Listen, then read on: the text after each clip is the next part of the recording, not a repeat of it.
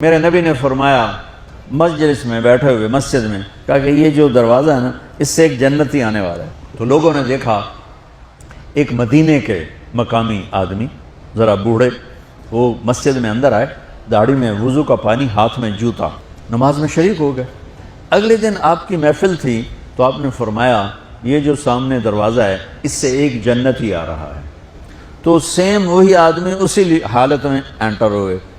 اگلے دن ہوا تو آپ نے کہا اس دروازے سے جنتی آنے والا ہے، ٹھیک وہی آدمی اسی حالت میں انٹر۔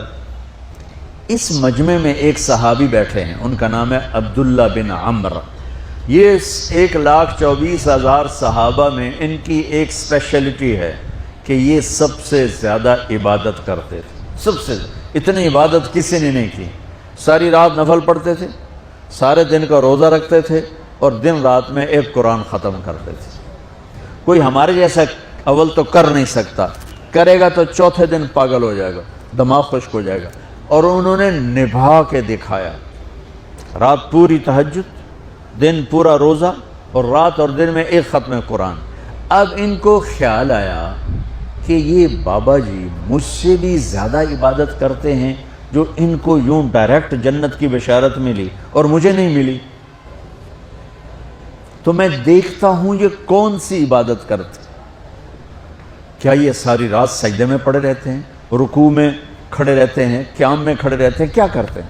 تو ان کے پاس پہنچ گئے، چاچا تو تھوڑا والد صاحب کی ناراضگی ہے، دور رہنا چاہتا ہوں، 2-3 دن ٹھہر جاؤں آپ کے پاس؟ ہاں ہاں ہاں بیٹا آ جاؤ آ جاؤ آ جاؤ۔ اب عشاء کی نماز کے فوراً بعد انہوں نے چادر اوپر لی اور چادر میں یوں سوراخ کیا اور یوں لیٹ کے دیکھنے لگے کہ اب یہ بزرگ کیا کرتے ہیں۔ بزرگ تشریف لائے، سرانے پہ سر رکھا، اللہم بسمک اموت و احیا، سونے کی دعا پڑھی، اور تھوڑی دیر بعد خراٹے آتے۔ وہ بڑے حیران ہوئے، بھئی میرا تو خیال ہے یہ ساری رات سجدہ کرے گا تو رو رو مصلی تر کر دے گا، یہ تو خراٹے ہی چون جاندے نہ ہو جا رہے ہیں۔ اب وہ دیکھ رہے ہیں ابھی اٹھے گا ابھی اٹھے گا ابھی اٹھے گا، پھر انہوں نے کپڑا اتار دیا، ابھی سویا ہوا ہے۔ وہ فجر کی اذان پہ اٹھے اور ان کا دماغ چکر کھا گیا، بھئی اے کی بڑی تہجد دے 2 نفل بھی نہیں تو جنت دی بشارت 3 دن کٹھی۔ انہوں نے کہا کل دیکھوں گا، کل شاید کچھ اور کریں گے۔ اگلے دن آئے، پھر اسی طرح یوں کر کے لیٹ گئے، اور بزرگوں نے بھی یوں کیا، اور بسمک اموت و احیا، اور پورا کمرہ خراٹے نال۔ وہ پھر پریشان، یہ کب اٹھے گا کب اٹھے گا، فجر کی اذان پہ اٹھے تو اور ان کی حیرت بڑھ گئی، کہنے والا سچا، اس کے بات کو تو چیلنج ہو نہیں سکتا، وہ محمد مصطفیٰ ہیں، لیکن یہ چکر کیا ہے، یہ جنت مل کیسے رہی ہے؟ چلو ایک رات اور صحیح۔ تیسری رات آئے، یہ یوں لیٹے وہ یوں لیٹے، یہ دیکھتے رہے وہ سوتے رہے، حتیٰ کہ فجر کی اذان پہ آنکھ کھلی تو یہ نا پھٹ پڑے، کہنے لگے چاچا بات بتاؤں؟ کہنے کیا؟ کہ میری کوئی جھگڑا نہیں تھا ابا سے، میں نے 3 دن مسلسل تیرے بارے میں سنا جنتی آ رہا، 3 دن تجھے اللہ کے نبی نے بشارت دی، جنتی ہے جنتی ہے جنتی ہے، لیکن میں اس بات پہ حیران ہوں تو ساری رات سوتا رہتا۔ اس زمانے میں منافق بھی تہجد نہیں چھوڑتے تھے، فرض نماز تو فرض نماز ہے، منافق بھی تہجد نہیں چھوڑتے تھے۔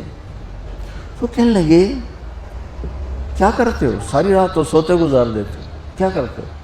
کہنے لگے بھتیجے جو تو نے دیکھا ہے یہی کرتا ہوں۔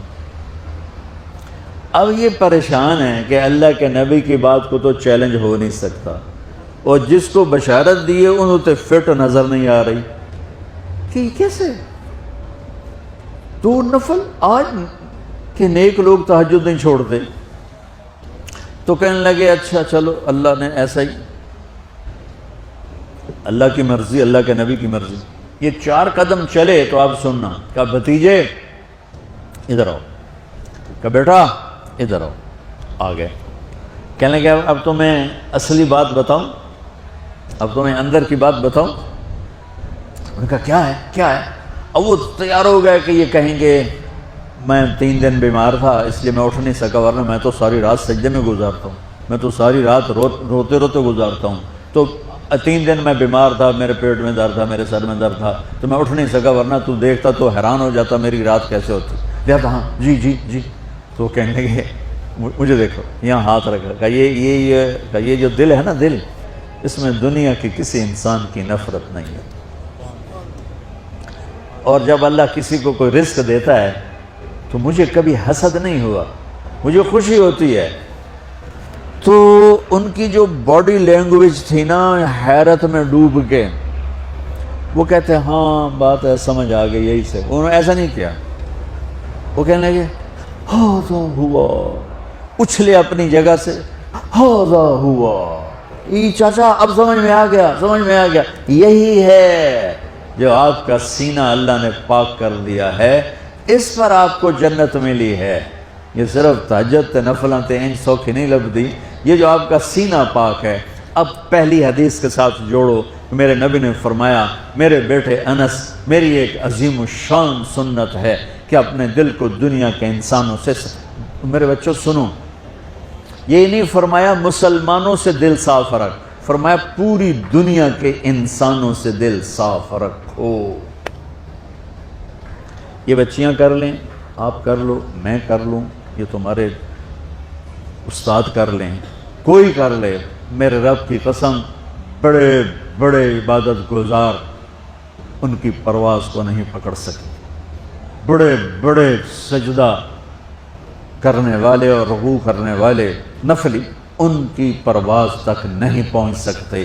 ایک اس وجہ سے کہ یہ عظیم الشان سنت ہے، ایک اس وجہ سے کہ اس کے کرنے والے بڑے تھوڑے ہیں، ایک اس وجہ سے کہ یہ مشکل بہت ہے کہ آدمی کو خود ذبح ہونا پڑتا ہے تب جا کر یہ چیز ہاتھ میں آتی۔ ایسے نہیں ہے کہ تہجد کے لیے نیند قربان کر دی، ہم جماعت میں گئے 40 دن کے لیے تھوڑا روکھا سوکھا کھا لیا اور گھر کی جدائی برداشت کر لی، یہ پل پل کی موت ہے، پل پل کی عزت نفس پہ چھریاں ہیں، اور پھر یہ مسکرا کے چلتا ہے، یہ مقام اسے جبریل سے بھی اوپر لے جاتا ہے۔